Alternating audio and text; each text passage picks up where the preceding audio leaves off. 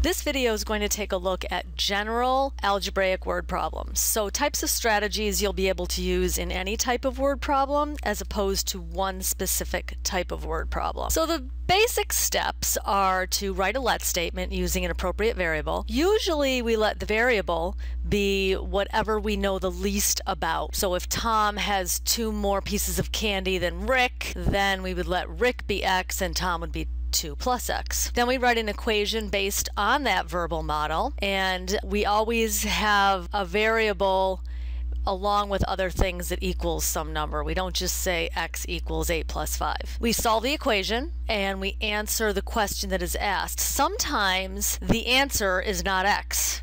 We may have to do a little work with that X in order to get my answer and check that my answer is reasonable. It's very common for students to go through just doing the math and then they get an ice cream cone that costs $450 and they think that's fine. You should raise an eyebrow and say, ooh, I think I might have done something wrong there. Let's take a look at the first type of problems we might use this with, and these are what we call total problems. Again, though, these are strategies that can be used in any type of word problem situation. Sadie is 8 years younger than her brother. If the sum of their ages is 20, how old is her brother? Again, we know something about Sadie. We know she's 8 years younger than her brother. So I'm going to let the brother be X, and I will let Sadie then be X minus 8. Now some of you might say, well, I'd rather have Sadie be X and her brother be X plus 8. That's fine.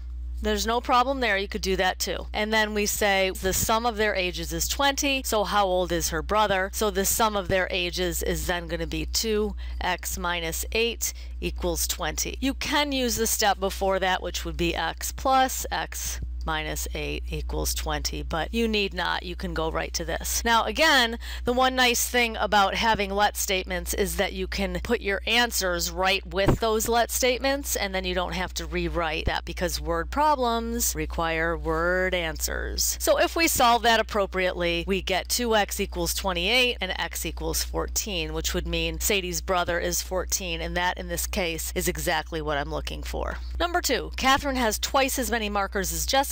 If together they have 96 markers, how many does Catherine have? So Catherine has twice as many as Jessica. I can say that X is Jessica's markers and Catherine would be 2X. I know that the total of their markers, 2X plus X, is 3X equals 96, and therefore X equals 32. And am I asked for Jessica's? No. I'm asked for Catherine's. Catherine therefore would have 32 markers. And I'm just going to put Catherine's number of markers there is 32 because that's what makes sense. Let's go ahead and do number 5. Bella bought a hat and scarf and paid $56. If the hat was $35, how much did she pay for the scarf? Now, quite honestly, this is the type of problem that you can do in your head. I mean, I know the other problems you could do in your head also, but this is what we're looking at when you look at rule number 2 above. Is write an equation based on your verbal model, and an equation cannot equal a variable. So this is just showing us how to set up let statements. Let's just look at how this would be. I might say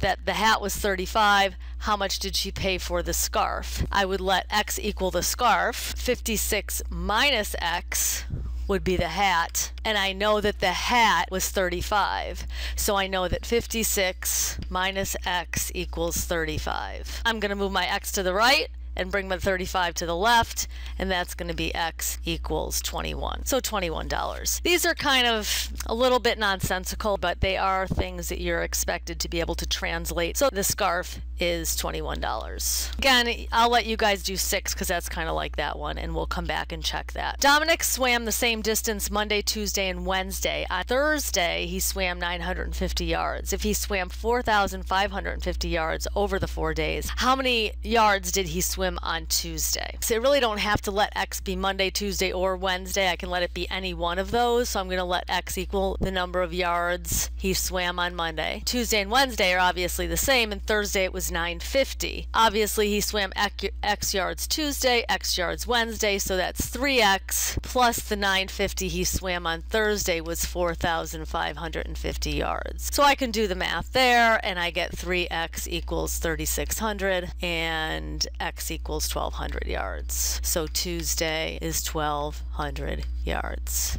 Okay, so why don't you go back and finish up the problems I didn't do, and then we'll do other types of multiple let statements.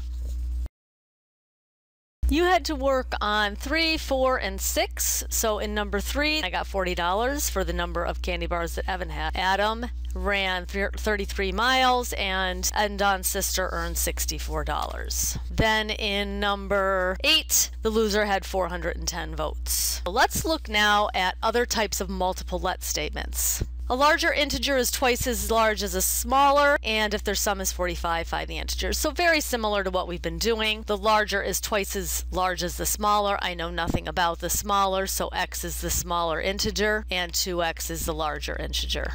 If their sum is 45, that's 3x equals 45, x equals 15. So the smaller integer is 15 and the larger integer is 30. So again, they're asking you to find both of them. Be sure to read the question and solve that. I think that you can probably work on the remainder of these, and then we'll take a look at 13 through 16 together. So go ahead, pause here and solve 10, 11, and 12.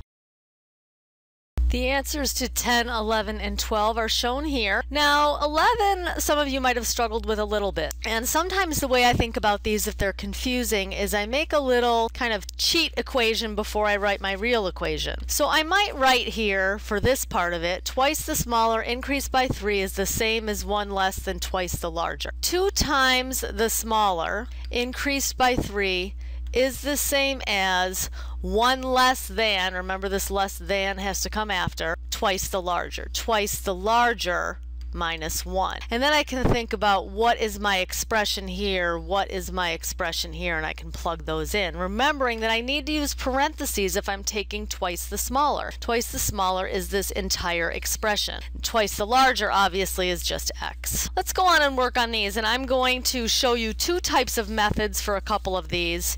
People read these differently, so you can solve them differently, and I'm just going to show you how you would get the same answer. So Mrs. Berardino spent $372 on household repairs. She paid the plumber 12 more than twice what she paid the electrician. How much did she pay each person? Initially, I can look at it as setting up the electrician as X, because I don't know anything about the electrician, and then 12 more than twice for my plumber. I spent a total of $372, so 3X plus 12 equals 372. You can solve that pretty easily, and you get x equals 120. The electrician got 120 and the plumber got 200. Another way to set this up is actually to look at it as a different type of total problem, where I say if I paid the electrician x, what did I pay the plumber? Well, whatever was left, I paid $372 total, then I had to spend 372 minus x on the plumber. Again, I'm going to write this little cheat that I talked about before. I paid the plumber 12 more than twice what I paid the electrician. So twice the electrician plus 12. So what does that mean in terms of my equation? 372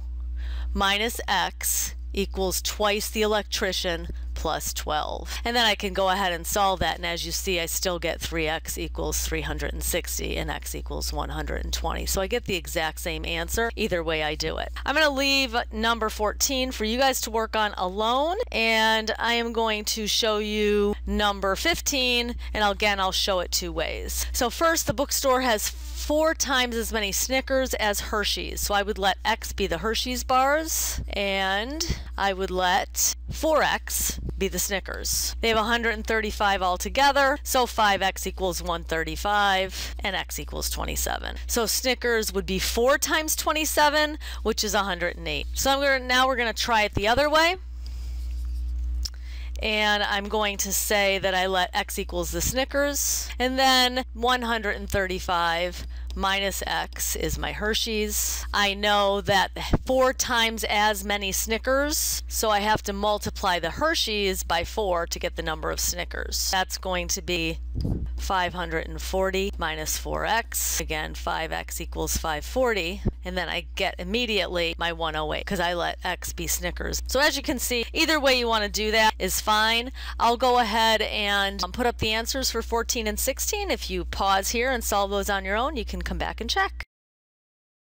Number 14, I got the jacket was $71, and as you can see there are two different ways of solving it. Notice also that I showed this substitution step. Occasionally you might be asked to show the substitution of how you get the answer. If that is required, you actually need to take your x back into that expression and show the plug-in. In the case where I did it differently, I didn't have to do that because I let x be the thing I wanted to find. And that's the same way with the M&M problems. Here again, I showed this plug-in to show how I got that 35, and that might be expected of you. You need to show how you substituted the 10 back into the expression for Mrs. Knight's M&Ms to get her total. Now in this case of the second strategy, I let x be the thing I wanted to find, and therefore I didn't need a plug-in because x was what I wanted to find.